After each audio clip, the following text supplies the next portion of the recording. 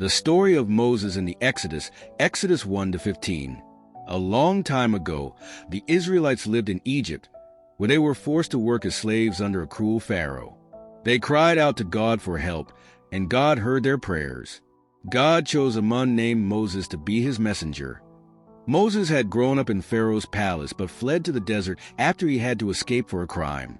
One day, while tending sheep, Moses saw a burning bush that wasn't burning up. God spoke to him from the bush, saying, "I have heard the cries of my people, and I am sending you to free them from slavery." Moses was afraid and unsure, but God promised to be with him. Moses returned to Egypt and spoke to Pharaoh, saying, "Let my people go, so they can worship God." But Pharaoh was stubborn and refused. So God sent 10 powerful plagues to show his power and convince Pharaoh to let the Israelites go. Each plague grew worse than the last, from turning the Nile River into blood to sending swarms of locusts and darkness over the land.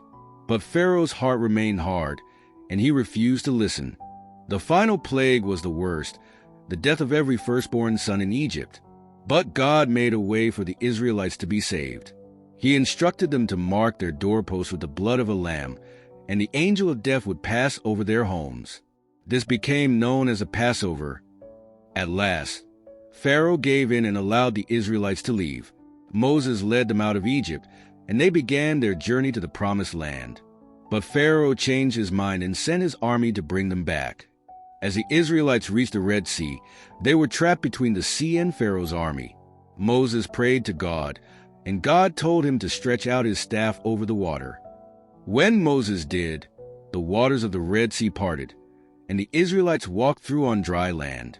When Pharaoh's army tried to fall, the waters came back together, drowning them. The Israelites were free at last. The people praised God, singing songs of victory and thanksgiving for his incredible power and faithfulness. God had saved them and led them to freedom. This story teaches us that God is powerful and faithful. Even when things seem impossible, God can make a way for us. It's a reminder that God's plan is always bigger than any obstacle we face.